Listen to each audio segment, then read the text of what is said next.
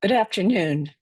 My name is Carol Oja, and I'm the William Powell Mason Professor of Music and American Studies at Harvard University and Faculty Director of the Humanities Program here at the Harvard Radcliffe Institute. It is my pleasure to welcome you to the third installment of our summer 2025 series of Virtual Radcliffe Book Talks. This series explores recent publications whose subjects or authors have a connection to the Radcliffe Institute. At Radcliffe, we bring together scholars, creative artists, scientists, and practitioners to pursue research across the disciplines and engage with the issues of our time.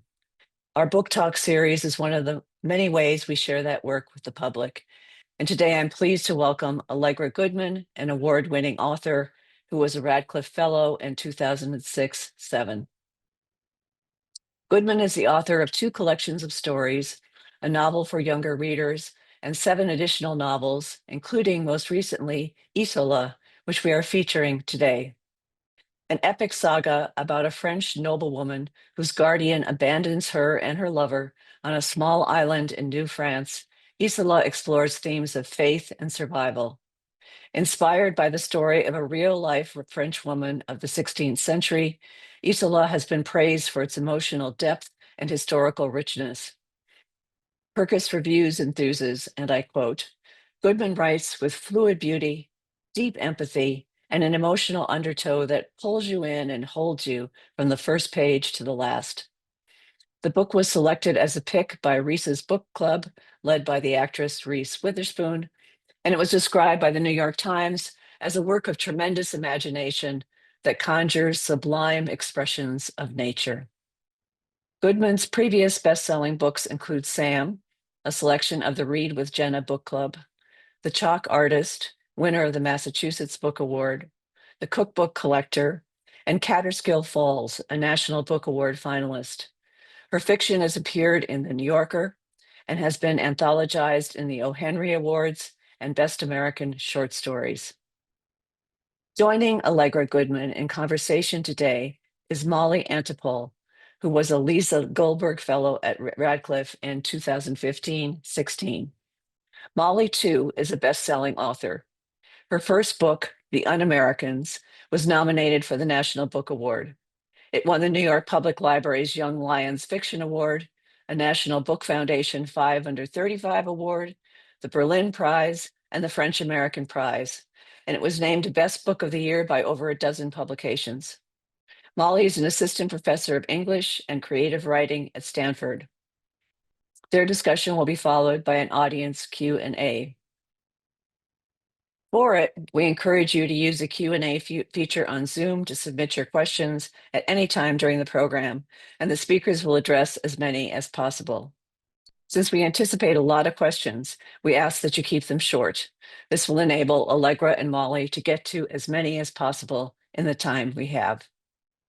Before we begin, I want to take a moment to acknowledge the members of the Radcliffe Institute Leadership Society and our annual donors who are watching this afternoon. Your generosity keeps Radcliffe programming free and open to the public, and we thank you. For today's program, we also gratefully acknowledge the Steiner Dean's Leadership Fund for Academic Ventures, which is supporting this event. Thank you for being here. It's now my great pleasure to hand over the virtual floor to Allegra Goodman, who will offer a brief reading from Isola before engaging in conversation with Molly Antipole. Enjoy. Thank you for having me. Thank you for the introduction. It's so wonderful to return to the Radcliffe Institute virtually with Molly. I'm going to read to you a short passage from the middle of my book.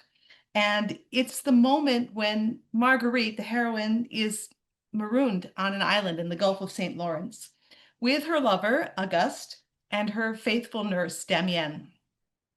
They are, of course, terrified. The world about us seemed so strange, and now we saw the men lift anchor and begin to row away. Their craft was small and smaller still, a plaything in the distance, a mote on the horizon. The boat was gone, and we were left together, facing sea and sky. For a moment we did not know what to do, such was our terror and disbelief. Then Damian knelt upon the rocks, and we knelt with her. She took my hand. Our Father, she began, and we prayed with her. Hail Mary, she recited. It was some comfort to say these words, pray for us, sinners that we are. But even as we bowed our heads, I saw the ocean creeping in. The tide. August sprang to his feet. We followed, and stumbling in our haste, clumsy after so many weeks aboard the swaying ship, we tried to save our things. Damian and I lifted parcels from the flood as August hauled weapons, trunks, and cases up the shore. In this way, the three of us salvaged nearly all we had brought. When we were done, we walked up the embankment. There, Damian sat on one trunk, while August and I shared another. Sand crusted our hems and our wet shoes. Wind whipped our hair, but wet and wind-blown as we were, the sun was warm upon our backs. Auguste opened a box of biscuit and poured a bottle of wine into 2 cups to share our drink. The ocean surged below, but could not touch us. Safe just for the moment, we ate together. We did not speak, nor did Damian pray again. We listened to the waves and watched the wind snake through the long wild grass. Emptiness and fear, confusion, a sudden freedom from the ship's walls and crowded decks. We felt all this as biscuit and wine began to strengthen us. Then we looked to ourselves and took stock of our belongings. We had 3 good trunks. One contained Damian's clothes and mine, along with the small treasures I still owned: pearls and my gold necklace, kidskin gloves and combs, sewing scissors, needles, and a little looking glass. The second trunk contained our linens, kneeling cushions, and picture of the Virgin. Here we had 2 pillows and a feather bed, although there was nowhere to spread it but the rocky ground. The third trunk, belonging to Auguste, contained his clothes, his linens, and his writing implements, and he had brought a book, which was the New Testament. We had Auguste's sword, 4 arquebuses, flints, and a metal box of powder. We had Damien's sewing basket with her needles, thread, thimble, and pins, and her small scissors and her buttons. A case of wine, a case of biscuit, partly spoiled by the tide, a box of salted fish, and Damien's rosary, and her unopened pot of jam. A scrap of sail the captain had given us, and this was soaked through, but we spread it out to dry. An axe, a little saw, a hoe, a trowel, a hammer, and a bag of nails. Also 1 good knife, but no whetstone, as we later discovered. 3 small bags containing oats, barley, and wheat for planting. Also 2 pouches of garden seeds, although the tide had spoiled one. We had between us 7 gold pieces and a small pile of silver, a lump of soap, which proved more valuable than all these coins, 3 fish hooks of different sizes, a roll of twine, a rod, and a large net, an iron kettle and a wooden spoon, but no bowls or plates, small knives with which to eat, 2 cups, Auguste's cittern wrapped in cloth, my virginal in a wooden crate, and my book of Psalms. We had brought all these things, but how would we defend them? We had not even shelter from the sun. The sail might serve as canopy, but we had no poles and no way to fashion them. The island's trees were stunted, few higher than my waist, and these were twisted, gray, and weathered, as though they had been buffeted by storms. I guess they cannot grow in so much wind. But Damian said, it is the soil, it is only peat. Perhaps we will discover better soil in another place, I ventured. Damian glanced upland, and I knew what she was thinking. What else would we find? Thank you. Allegra, thank you for that beautiful reading. I was thinking while you were reading that this book is such an intense exploration of what it means to survive, yes, but also what it means to thrive. Marguerite felt to me kind of like a bit like a female Robinson Crusoe. And so, can you tell us how you encountered the real Marguerite story? Yes. It was many years ago, actually. Some books, as you know, take a while to germinate. And it was over 20 years ago. I went on a road trip with my family up to Montreal from Cambridge, Mass, near the Radcliffe Institute where we live. And we drove through Vermont and we took our 4 kids, who at the time were 10, 7, 3, and 0. We had a newborn with us. And I brought along a whole stack of children's books on Canadian history, which I thought I was going to read with my boys. And as we took this vacation up through Vermont, the boys read none of the books. And I read all of them because I was up in the night nursing the baby. So I was, just plowing through these children's books on Canadian history. And one night, as I was holding my baby in my arms, I was reading a book for, like 15-year-olds about Jacques Cartier's expeditions, his 3 expeditions to Canada, as he called it, as it came to be called. And this book said on the 3rd expedition, he was followed by a ship of colonists commanded by a man named Roberval, who brought his young kinswoman with her. And she annoyed him on the voyage. And he set her down and marooned her on an island in the Gulf of St. Lawrence, where he left her. And this was all in parentheses. And then I was like, and then what happened? And then it was closed parentheses. And then the author went back to talking about Cartier's expedition. And I just thought at the time, this would be an amazing story to tell as a novel. It is like a female Robinson Crusoe. And I've always been obsessed with castaway stories. I've read Robinson Crusoe many times. I grew up on an island, although my island was tropical, Oahu. And I just thought this is an amazing story. But then I thought, wait, I'm not a historical novelist. I can't tell this story. This requires a lot of research. I better not. But I never forgot about Marguerite all those years. And many years later, while I was writing quite a different book about a young girl in the 21st century coming of age in Beverly, Massachusetts, I started thinking about Marguerite again. And the book that I was supposed to be writing, and I was writing, was called Sam. And Sam is a boulderer, and she was always climbing up these granite rocks. And I started thinking about Marguerite on her rocky island, pictured on the cover of my book. It's just very rocky, very forbidding. And I thought, Marguerite was a survivor too. How can I find a way to tell her story? And I started secretly writing this book. So that's when you had book A and then this became book B for a while, and Yeah, that's when you were writing it. yeah. And, It and was it my stealth project. Yeah, yeah. And at what point in writing this stealth project did you think, okay, I'm really, really writing this book? It took me a long time to get going. I did a lot of reading, and the point when I really thought I might be able to do it was just finding Marguerite's voice, because Mm. since I wanted it to be like a Robinson Crusoe story, and Crusoe tells the story in the first person, as classic castaway stories tend to be, I thought, how is she going to tell the story? And she of course spoke French. She lived in the 16th century. So, how would she sound? How can I find a way into that? So I ended up just experimenting with different openings of the book. And I just told myself, I'm not even going to try to write this whole book. I'm just going to try to write the first sentence, try to trick myself into doing this daunting project. And I just wrote by hand, started writing out sample first sentences. And I must have written pages and pages of them. I still have them somewhere in my notebook, and around the 30th sentence, after trying to pour in way too much information into the first sentence and sort of whittling it down and getting it simpler and simpler, I came up with a first line that went something like, I never knew my mother. She died the night that I was born, and so we passed each other in the dark. And writing that very simple declarative sentence, which sort of captured her as an orphan, I thought, wait, oh, there she is. I can hear her speaking to me. And once I had that sentence, I thought that I might be able to write the rest of the book. Yeah, and you heard the music of her voice right then. Yes, Wow, wow. And I think I read somewhere that you also turned to visual art and to objects in yes, I helping to build did. this world. Can you talk about that a bit?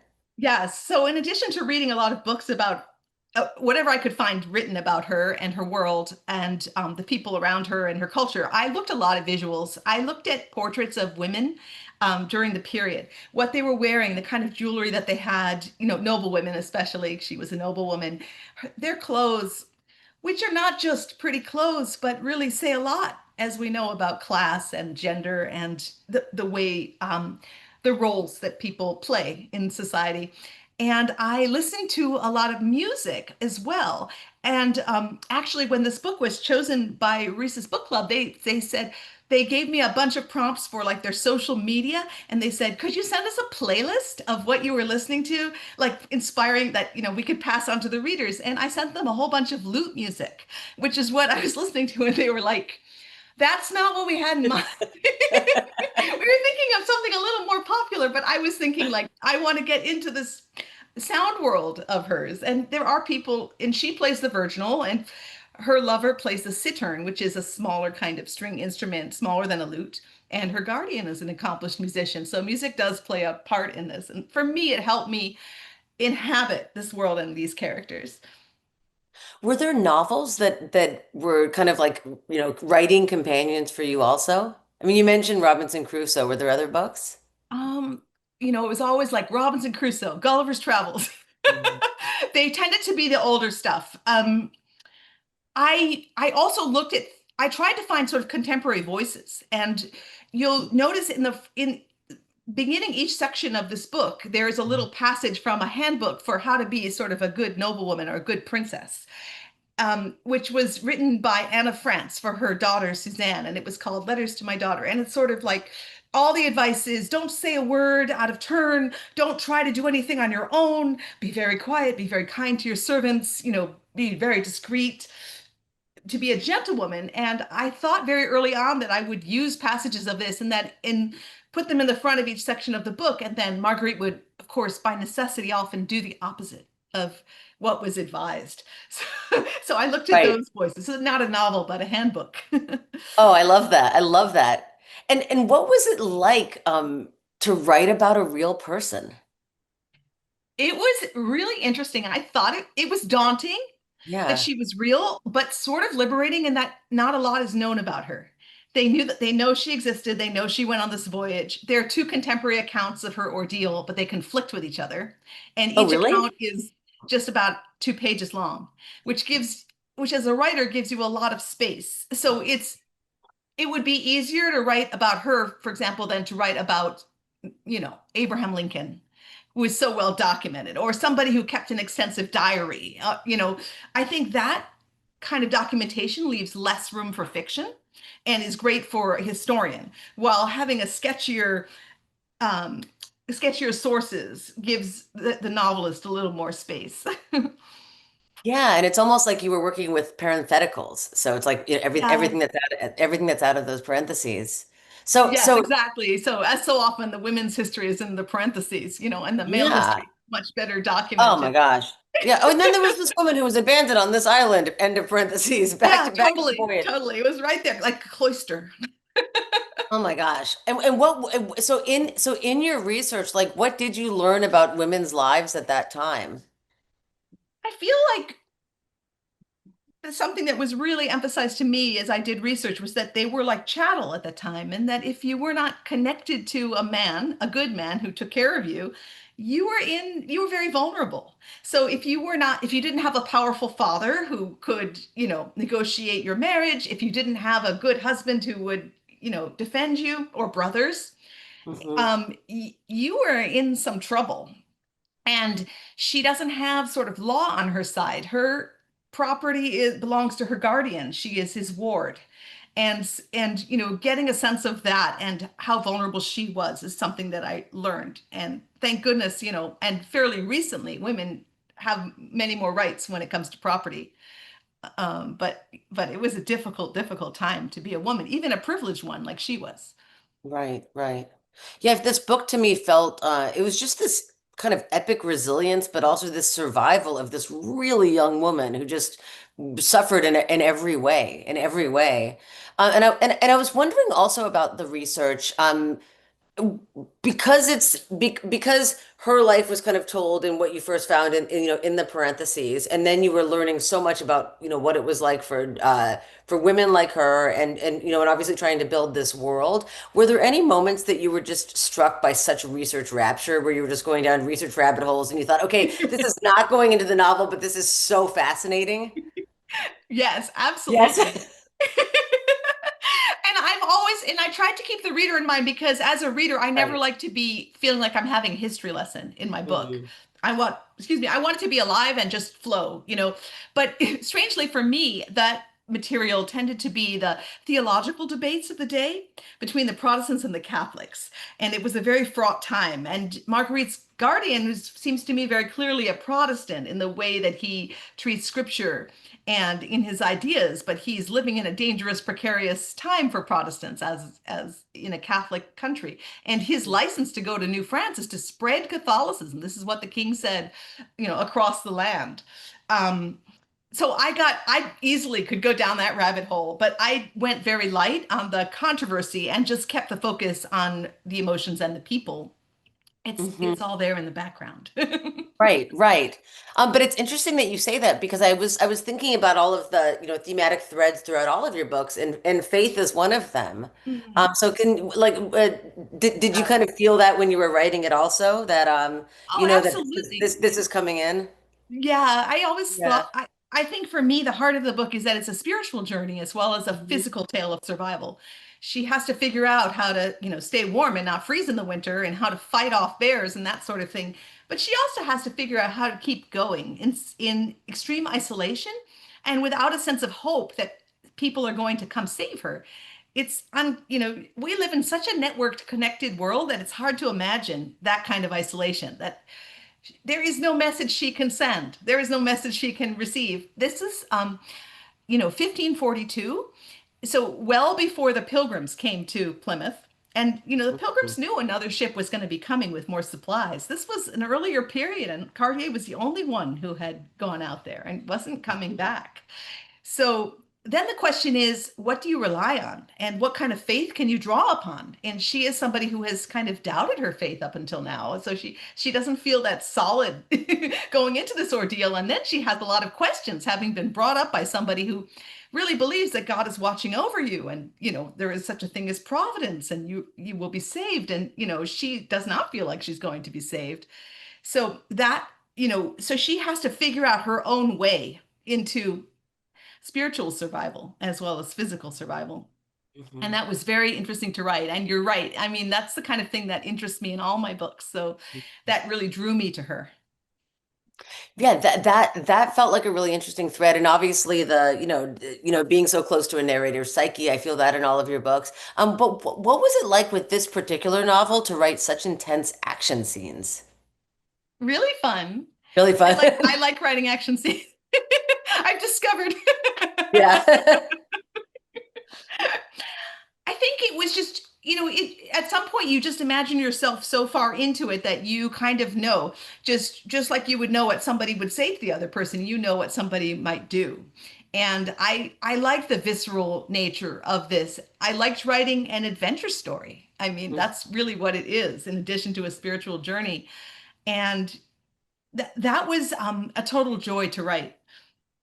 Oh, I bet. I bet. Well, it's interesting that in the beginning of the conversation you were talking about how, writing Sam was kind of book A and Isola was, was secret project B. Because obviously they're both really, even though, they are, set in, in different continents and different time periods, they both are these really intense books about they're both intensely physical books about young women. And so I was wondering, like, what was it like just in your day as a writer to move from the 21st century world of Sam into the historical realm of Marguerite? Like, just in your day. Yeah. I guess it was the closest to time travel that I'm ever going to get. So I would work on Sam in the morning, and then after lunch, I would work on Isola and Marguerite, and I would go back to the 16th century. And I think it helped me that they were so different. Hmm. One in the third person, one in the first person. They're separated by many centuries, although they're both about women coming into their own, young women. Right. So they have that in common. And some of the struggles that Marguerite has, as she has much less legal protection than we do, some of it seemed familiar. The misogyny that she deals with, the belittling, the psychological games her guardian plays, the verbal abuse, the mockery. Yeah. Some of that seemed unfortunately familiar to me, Yeah, no in this kidding. No day. kidding. Yeah. And now that you're working on, I'm gonna in a little bit. I'd love to also talk about your forthcoming book of stories. But I'm just curious. Are you now were you working on Marguerite then in the morning and then on your stories in the afternoon? Like, are you always kind of working on two I, books? I was actually also this was an intensely productive time for me, and I don't know if I will ever be this productive again, but I was working on my stories only on Sundays. So so I write 5 days a week, and I was doing Sam in the morning, Marguerite in the afternoon, and then short stories on Sundays. Oh my gosh. Is it That's what I because did. so all four of your kids are out of the house, right? Yeah, well, almost. They were my daughter had graduated from high school at that point. She was the baby when I first thought of this book. And so she at Oh, that point wow. was graduated from high school. And so she wasn't quite out of the house because COVID hit. So she had to start college at home. But they were adults essentially. And my oldest son, who is a labor economist, actually said to me, I've noticed that your productivity has gone way up since we left home. So you can, and also, so did you always feel inspired on Sunday to write your stories, or did you ever feel like, no, I actually really want to cheat on this project with Isola? But easily, I was already cheating on Oh, right, Sam. right, I right. didn't want to cheat that much. Actually, writing the stories only one morning a week really kept them fresh for me. Like I Mhm. always wanted to go back to the story because I it was more like I was tempted to work on the stories during the week, if that makes sense. But I kind of programmed myself just to work on the stories on Sunday mornings. And you know what I really liked about them? They were very small. Each of them was Uh-huh. very small. Right, and you can contain, like you can hold a whole Yeah, story in your hand or in yeah, your yeah, head. for sure. For Right. sure. Oh, that's so interesting. So then when thinking about working, actually I would think about this both with the stories and with the novel, but especially with the novel. I'm thinking about urgency and like because Isola is such an urgent book. As you said, it's an adventure story. Everything's happening all at once and everything is kind of happening to this narrator while she's fighting her way through it. So how just for all of the readers and the writers here in this webinar, like can you talk about how you tap into that sense of urgency? Does it always happen? How do you kind of work with that? Oh, that's such a good question. I think for me, it has to do with knowing the character really well. And Yeah. she's in extremis, right? So, you probably heard that famous expression like have a beginner's mind or a child's mind when you do something. And I've often thought, I thought about just looking at the world through her eyes and just trying to be present with her, with almost taking away all of what I know and my conceptions. So when she sees the birds on the island, she has never seen that species before. It's miraculous to her. When she sees a fox that's white from head to toe, from head to tail, that it seems like a miracle to her. And of course, she doesn't even know what to call these things. Everything is new to her, and that newness was what I wanted to capture. But it was through knowing her, I just tried to get myself in the mindset of everything being fresh, miraculous, and terrifying. Right. Right. Oh, that's so interesting. That's so interesting. So I'm thinking about the, and then I'm also thinking, of course, about the urgency of your stories. Many of which I've read in the New Yorker, and I'm guessing a lot of people here on the webinar have read because how many of them have been published? It feels like it's kind of been almost like serialized. It's like the closest Almost to a the serial closest, novel you'll yeah. ever get, probably. They're all linked together, I should say, and they are all part of this larger whole. And when I was putting the book together, I did more than Sundays to put it together, I will say. But the stories I wrote on Sundays. So there's 17 stories in the book, and five were published in the New Yorker. Oh, that's great. So and But so there's there. plenty that haven't been published there yet, or haven't What's been that? published anywhere else. Yeah. Oh, really? And they're Mhm. all, and I was excited while I was reading them, in a serial fashion in the New Yorker. I was like, wow, they all seem to be about the Rubenstein family Yes. and kind of figuring out how this was all going to come together. And this will now be a book called This Is Not About Us that will be published next year. Is that right? Yes, it's coming out Yeah. in February, believe it or not. Oh my gosh, that's really, wow, It's your son really was soon, right it that you're seems. really productive. I'm excited about it. And so can you tell us a bit about that book too and about these stories? Well, that book is very much it's much more contemporary, but it's set in 2015 to 2017. And now I've decided to call it a historical novel because so much has happened since that time. Right, I right. mean, Yeah, we have two Trump we've had presidencies and wars and COVID and wars and plague and two presidential elections and oh my so gosh, so yeah. much has happened. So I've decided it's a historical novel, but it's very recent times, and these are times we remember. But it's three generations of this family. So it's the grandparents, their grown children who are sort of middle-aged, and then their the young adult grandchildren. And it sort of takes this family and turns them to the light so that you can see them from different points of view within. So and there is sort of an overarching plot to the book, but obviously a very different style from Isola. um, but it is funny, it is sad, it is I'm very excited about it. I've been working on it for actually a period of years, and the very first story that was published in, I think, 2010 or something. So it's been many years that I've been slowly working on Sundays on these stories. Actually, the way you describe it, it reminds me of the family Markowitz also. Yes, yes. It is like Yeah. a latter-day Family Markowitz, but I'm much Oh, that's older. so The Family great. Markowitz was published 30 years ago. That's right. That was the one that you started writing when you were a senior in high school. Is that right? Yeah, Yeah. yeah, Wow. yeah.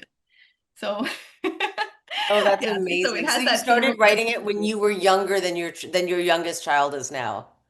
Yes, exactly. Totally. Yeah. Wow. It's crazy. Wow. And I'm curious about that because I think about how and I think also for myself, like the feeling of working on a novel for so many years, and it's this kind Mhm. of like it's this really secret, beautifully private project where, until you ask a reader to look at it, it's this thing that like you just kind of hold with yourself and what it makes sense to me, but who knows if it will make sense to other people. And it's like that kind of like that delicious feeling of just living inside your novel for a long time. And yet with these stories, because they're stories and you've been publishing them throughout, you've probably gotten some feedback from readers. You've probably heard Mhm. from readers Mhm. throughout the experience of writing this new book. So can you kind of talk about what the experience of that is like versus working on a novel? I don't know if your novel kind of stays secret with you for a while. Yeah, I know exactly what you mean. And there is Yeah. something very precious about holding this book and this project close to yourself and it's all yours. It's like being on the island, right? Yeah. But the stories, I did publish a bunch of them. And I have to say, one of the reasons that I wrote this book was because of responses from readers who were sort of like, I want to hear more about Lily. I want to hear, tell me more about, or this, move me. Or so those messages that I got sort of encouraged me to keep going and keep exploring, Oh, that's that so family. great. So I've it was never a very heard a writer sweet describe it connection. that way. Yeah. Oh, that's great. And as you're working on the stories, who are the story writers that are just kind of like sitting on your shoulders and living with you while you work on this book? I think my favorite story writers are people like Eudora Welty. I love her sense of humor. She was an early hero. Chekhov, of course, and we all know he's great. His subtlety, his his intelligence, his moral intelligence, and his style. And I definitely appreciate him more than I did when I first read him in anthologies in school, Me too. Yeah. as one does. And, of Jewish writers, one of the ones that I grew up with was Sholem Aleichem, who wrote Tevye's Daughters, which was the basis of Fiddler on the Roof later. And he was a hero of mine. Of course, I don't know Yiddish, but I did read his stuff in translation. I always loved his sense of humor. I think often it's been the funny stories that have really inspired me. And also somebody in terms of like more linked stories, I'm thinking of the book Dubliners, which was, a really important book to me when I was young, in which all the stories are set in Dublin, and, very young James Joyce is just showing everybody how it's done. 100%, 100%, 100%. And D.H. Lawrence, I will add. He was an incredible story writer, short story Uh-huh. writer. And, of course, many of us know him for his novels, but my God, he knew Yeah. how to write a story. Love Among the Haystacks, The Horse Dealer's Daughter. Those are classics that I grew up with and, still return to. Oh, that's great. And then I also know that you have a PhD in literature. Is it in comparative In English literature? literature. In Yeah. English literature? Yeah. Obviously all of these books I imagine are, are kind of feeding also into the books. Did you ever have a moment in your life where you considered being something other than a writer? I always wanted to be a Like writer, being but like my a hope literature when I was getting the professor? PhD was that I would also be a scholar and an academic. And by the Uh-huh. time I finished my PhD, I was just firmly a novelist and didn't become an academic. But I still do teach on occasion, and I still love that world. And Mhm. very glad I studied English literature because I learned so much. I'll add something though, that one thing I learned when I was researching Isola was how Anglo-centric my education has been. And that there was this whole world of French culture and French literature that I didn't know about and that I'd never heard. And I discovered, for example, the courtly poet Clement Marot, who translated the Psalms into French, that, is the book that Marguerite takes to the island. And so that was a real discovery for me. This book is set during the period of Henry VIII in England. And we all know about Henry VIII and the split with the Catholic Church and his wives and all of that. And that is, well-trod territory, but I didn't know what was happening across the channel Mhm, culturally and mhm. politically. And it was really fascinating to work on that. Oh, that is really fascinating. And it's the best feeling to fall in love with new To writers keep through learning, that kind of yes. research. Yeah, Yes. absolutely. And so what are some other books that you've been reading recently that you're excited about that like to share with this group?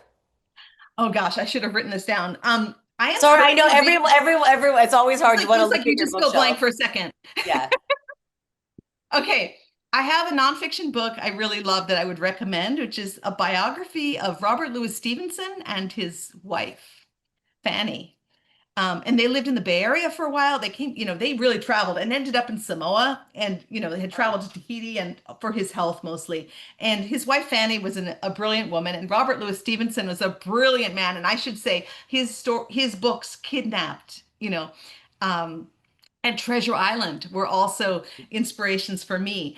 So that is a great sort of dual biography and recently came out. And right now, the novel that I'm about halfway through reading, which is a big, rich novel, is Sons and Daughters by Chaim Grada, who was a Yiddish master who died before I'm finishing. in the middle of reading it also. You It's know, really it's great. so interesting historically, culturally, literarily. Like it is just it talk about creating or recreating a world.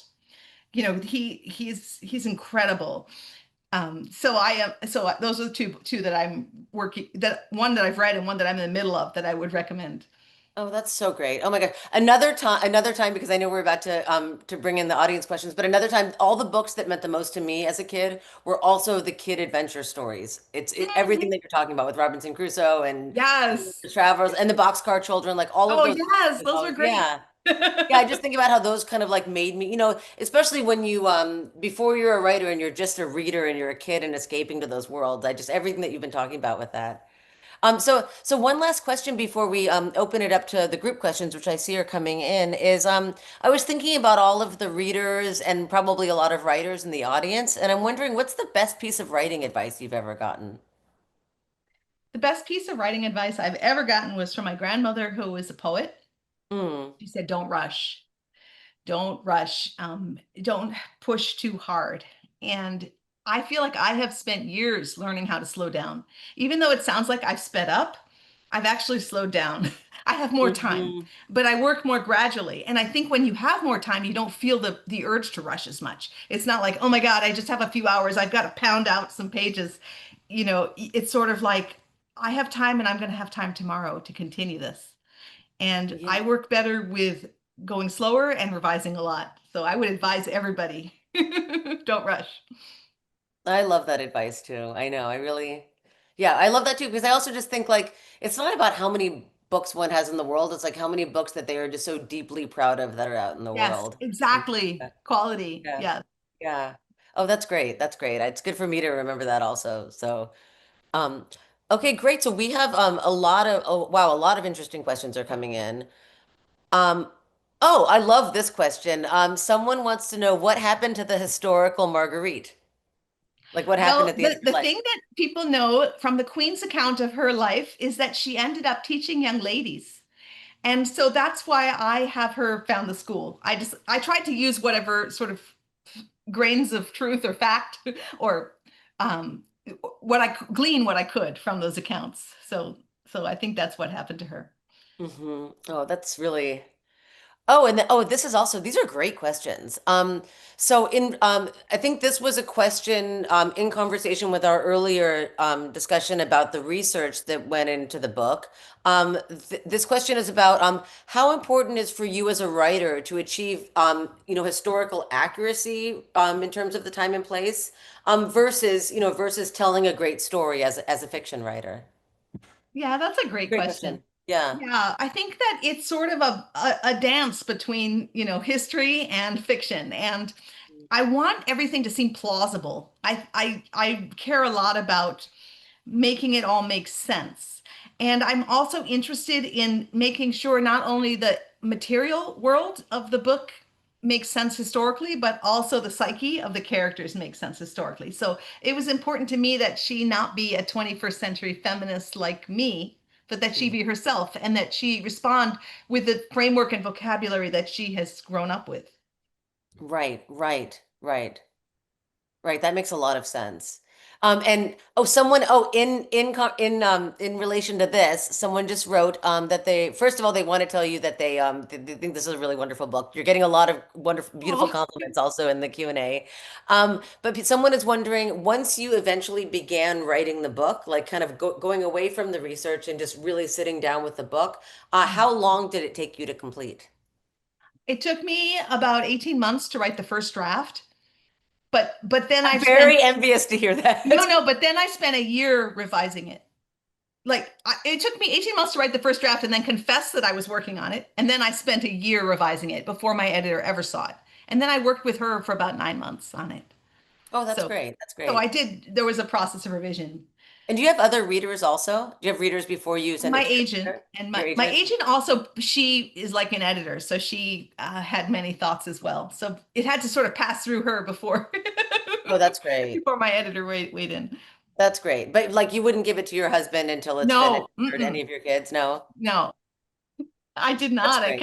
I kept it secret, private. No, that's helpful. It's good to not have so many cooks in the kitchen, I think. That's how I felt. I felt like I was going to get enough comments later. Yeah.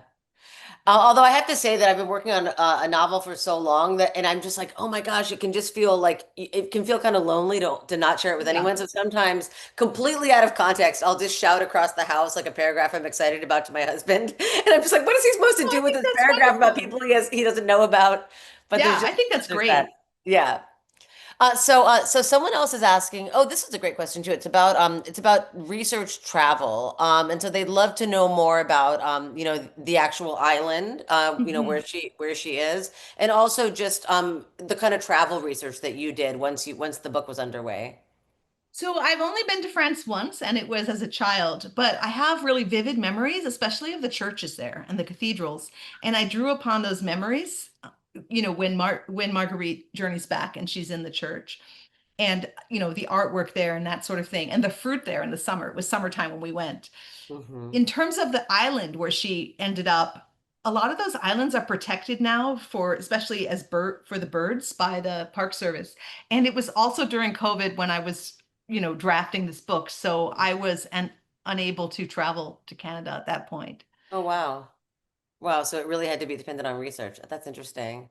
Yeah. Wow. And yeah, and imagination also, like you were talking I meant about. research. I looked at film, whatever video I could get. Oops. I looked at any Oh, video I could get of what the landscape looked like, and I did research on the animals and birds as oh, well. that's so great. That sounds really fun. Yeah, especially being I'm thinking about being like in homebound in Cambridge during Yeah, COVID, getting to just kind of escape to these worlds of the yeah, animals and totally. yeah. Oh, that's so great. That's great. So okay, so this someone is asking, as an experienced and accomplished writer, like basically like how does it work to actually work with an editor? Like they're wondering about just the experience and the give and take and the back and forth Mhm. of of being a writer and getting feedback from an editor. So first I sent to my agent and she was like, I love this and I want these you to change edit I love you now change that type of thing. So worked for a long time before my editor actually saw it. And then usually she does like a conversation with me just to make sure we're on the same page about the book and tells me sort of the big things that she wants to work on and the little things. And then I take it away and often she'll summarize that in a letter. And then I take that away and sort of go through it myself. And there are times when I might not agree with her about a point. I think my editor is really smart, and most of the time I'm like, oh, you're right. I should develop that point. Oh, that relationship needs to be dramatized more for the reader or stuff like that. But there are times when I disagree with her. So it is sort of a give and take. But I think by the time my editor sees my work, it's often very far along. So I have kind of a clear vision of what I want, and we just have to make sure we see eye to eye on the very biggest things.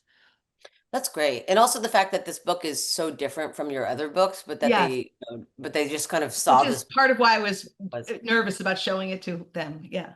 right, right. A departure. It's a depart, yeah, but that's exciting also, like Yeah, it's exciting. yeah, It is. What's the point I of think, writing if you can't try something crazy and new, right? oh my gosh, I think so. I mean, I feel like it's the idea of yeah, of just getting to follow like every obsession and every question that you have in life and Yeah. try to contain them in a book. Yeah. It's the best thing. It's the best thing. So, oh, so someone else is writing really complimentary things about the book and is talking about the fact that Marguerite is a motherless child. And so even more important, this writer says is her sisterly connection to Claire, and so the question is asking about female bonding and how central that seems to her survival, and if you can kind of speak to that and to its relevance Oh, today. that's such a good question. Yeah, Yeah. that's a great I think the question. female relationships are really important, especially in this society where relations between men and women are more awkward. One of the pieces of advice that Anne of France gives noble women is to never speak to a man alone. you know, that's a slippery slope. You'll definitely be ruined for life if you start with that. So then your friendships growing up will be with women. And I think Claire is somebody Marguerite admires and envies a little bit, but there's also a bit of a class difference with her. And so, that friend is very important to her. And for me, actually, one of my favorite parts to write of the book was her reunion with Claire at the end of the book, where she Mhm. comes back and she is utterly changed. And I also see Claire as really exemplifying the best of Christian charity, that she takes Marguerite in without recognizing her when she looks disreputable, when she's in rags, and just she takes pity on her and just wants to help her as a person, not even knowing it's her long lost friend. And so to me that was moving, and their relationship is central. Yeah, that's beautiful. Yeah, yeah, absolutely. And as the question as the question poses, it is just so relevant today, and I bet we'll probably see a bit of that also in the story collection too. Oh yes. About female friendship. Yeah, yeah. Interestingly, there are two questions about how you devised the survival strategies in the book. That's really interesting. Yeah, how are you not going to freeze for one thing? Uh-huh. I tried to I did some research, and I also I looked at a book about some explorers who were shipwrecked in an Arctic situation and how they survived the winter, for example. And I have books about polar bears and how they hunt. And I tried to do as much research as I could, but at the end of the day, I just thought about her as an inexperienced noblewoman and what she might have to do, and what made sense that it seemed clear to me that they would have to live in a cave or they would freeze, and there wasn't timber to build a shelter. And it seemed to me that they would have to use bear skins to keep warm, Mhm. and they would have to carry their water, and she would have to hunt. And so I just sort of went through it step by step, and that she would take off her shoes and go barefoot in the summer. Um, you know, it- so it was sort of common sense in terms of the parameters that I had set. in the island, if that makes sense. So I would say I 100%. do research, but a lot of my research is in my imagination. Yeah, yeah, yeah. But it's knowing the world so well, and then the Yeah, research yes, continues yes, from there. yes. Right. So a follow-up question that just came up about this research and about these survival techniques. Someone wrote that they were fascinated with the bear paw souvenir Marguerite carries with her. Thinking about the construct of suffering, survival, and faith, can you talk about why you chose the bear paw specifically as this symbolic moment in the novel? Well, the That's a claw, yes, she takes the claw. She cuts it out of the bear. And that's the second bear that she kills. And she thinks of that as more of a duel, that she confronts this animal, but with respect this time. She has her views of the natural world have evolved. And when she cuts off that claw, it's to remember that bear. It's to remember how she suffered and how she fought. And for her, it's a sign of survival. And it becomes her most precious possession. And I think also as a Christian, it to her the claw seems like a thorn, and Mhm. it's an emblem of suffering and memory. And that's why at the end of the book, she won't sell it when, the young lady says, I will give you any price. I just want it for my cabinet of curiosities. And she said, if I'd found it or I'd bought it somewhere, I would sell it, but I want it. Right, So I right, can't, right. and I was really interested in that. And it seemed very real to me. Some people, I've had messages from people who have asked if that was really a documented part of her story or if I'd made it up. And I did make up the bear claw. Oh, you did? Okay, that was Yes, another. yes, Okay, that's yes, yes. interesting. Oh, that must have been such a delicious moment as a writer to realize to come up with the bear claw. Yeah. Yeah, yeah. Are you having to do any kind of research for your story collection? Um, most of that No. research was from Life. And that's why Life. the name of that book is called This Is Not About Us. And I sent the book to my daughter, who's now 23, who was the baby. And I said, and she said, I think it's really fun how you label this document, This Is Not About Us, to reassure the family. And I was like, no, that's the title of the book. I'm not trying to reassure anybody. That's really But it's not funny. really about my family. Is it a line that someone says in one of the stories? Yes, yes. Yeah. And yeah, yeah, yeah. That's really, really funny. And I'm so looking forward to that book. I mean, as you know, I just I'm your story. excited for you to read Yeah, I'm it. excited. I'm really excited to read it. And so if that one is coming, so this one is coming out in February, so in half a Yeah, year. Does that mean that you're already underway on a new project? I am. I am. I am. God help me. I'm writing another historical novel. You So are. see how that goes. Oh my gosh, that's great. I won't ask you. I mean, I know it's hard to talk about anything before It's when okay. it's still in that like gelatinous phase, but Yeah, it's definitely gelatinous, but it's gelatinous. That we're is moving so forward. great though. But it's interesting. So something about writing Isola made you want to do another historical It novel. did. It did. I think I might be hooked. No, Oh wow. but as I said, I now think that contemporary work and 21st century work is also historical. So, you know, Oh my gosh, 100%. I was thinking about it with my undergraduates where it's, the time period that you're talking about. And I'm like, you guys, you're living in this like wildly historical moment and you were in high school during, I mean, these are just kind of epic times. So they are epic times. And you know what's amazing is how easy it is and quickly we forget what happened so recently. I know. Oh my gosh. So it's 2015 to 17. Hmm. Yeah, wow. So another question has just come in. There are many beautiful compliments. And this person says that they loved the book and have given it to many friends and family members. And they say, as someone trained as an art historian, they're really interested in the art and material culture of the time. And I know that you spoke a bit about working with objects and paintings and music. Was there any other, interesting art research that you did that you might want to share with the audience? I looked at portraits of, for example, the Queen of Navarre. There's a famous portrait of her with a green bird. And, I just really stared into the eyes of these people.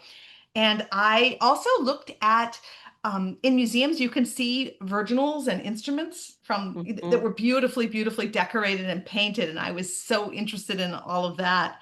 And also what printed books looked like at the Right. time. And I tried to capture a little bit of that when the secretary's work with his pen and the way he slits the pages of the Psalms for Marguerite. So all of that, I love our history. I think that looking at art is, in fact, for me, more valuable than anything else because it's sort of that's where you can see the culture dreaming. That's where Mhm. you get a sense of their values in a way that you can't anywhere else. Absolutely. No, I've been taking a like just an online class of like looking at art. It's really interesting. It's an art and psychoanalysis class. I finished it Mm, recently. So it's just kind of like trying to understand character development and everything psychological that's happening in a piece of art and kind of yeah. hearing different historians and and psychologists and stuff kind of talk about it. So I completely agree. Oh, that's interesting. So this will be the last question, and oh, this is a great question. This person would love to know more about how you decided upon a first person narrator. Because I know that you spoke about a lot of these survivalist tales, have a first person narration. But this is really interesting. They're saying that there is a tension between Marguerite's great distance from that young self and the things that she knows or remembers about that young self. So kind of a Mm, question about voice and point of view and how those just yeah. how you went into that decision making. So I really was interested in the layers that you can get with that first person, or she's looking at herself in retrospect. And she even comments sometimes, I wish I'd done this, or I wish I hadn't done that. And, I also thought writing in the first person was a way to more quickly immerse the reader in the time. It was taking out my narrative voice from here and my perspective from on the past. So she's writing or she's speaking as though to her contemporaries, as it were. And Mhm. I like that casualness and that fluidity that the first person provided for that. Yeah, absolutely. And so and with your story collection, is it all over the map with first and third? They're all in the third person. Oh, they're all in the third? Yeah, yeah, yeah, yeah. Oh, that is really great. I want to say also when I'm thinking about your stories, all the writers that you mentioned, I thought of, and then I think about Grace Paley with the Oh, voice yeah, and I the love humor and the her. tightness. Yeah, I thought about her, think about her with the stories that I was reading in the New Yorker, and also Natalia Ginsburg. It's Mhm. the voice also. Yeah, they're there. Yeah. They're wonderful. Yeah, they are both really wonderful. Um, okay, great. So let's see. Oh, I think we have time for one more question. Let's just see. We're getting a lot of them. Oh, these are really interesting. People are bringing in a lot of questions. A lot of people really want to hear more about the island. But this is a question that hasn't come up yet, is to just talk a bit more about the Protestant Catholic worldview as a divide or a conflict as background for the story. And Mm. I would just add to that question that I think of you as such a Jewish writer, and so also Mhm. what was it like to kind of be working with another religion and like another form of faith? Yeah, I definitely Yeah. approached it with a lot of humility as a Jewish Yeah. writer, but the fact of the matter is we share a lot of scripture. Hmm. And, the Psalms themselves were familiar to me, although more in Hebrew. And, looking at them in French and working with them that way was very interesting. But but at this time, there was this Protestant impulse to translate scripture into French, into English, into vernacular languages so that people would have a personal relationship with scripture unmediated by the church. That was a Hmm. Protestant impulse. And that's something that Marguerite's guardian is very invested in, although he does it in a very domineering way. Yeah. And she reflects that the book that he had tortured her with in her so-called scriptural lessons becomes a source of comfort to her later on the island. So all of That's that fascinated me. that is really fascinating. That is really fascinating. So this concludes our program today. Allegra, I thank you so much for your reading and for this conversation. And this was wonderful. And thanks to the audience for these terrific questions. Like every time I thought we were done, another one would come up that was just I just felt like I had to ask. So today's program has been recorded and it will be posted on the Radcliffe website in about a week. For information about upcoming Radcliffe programs, oh, this is going to be a great one, including the final virtual Radcliffe Book Talk.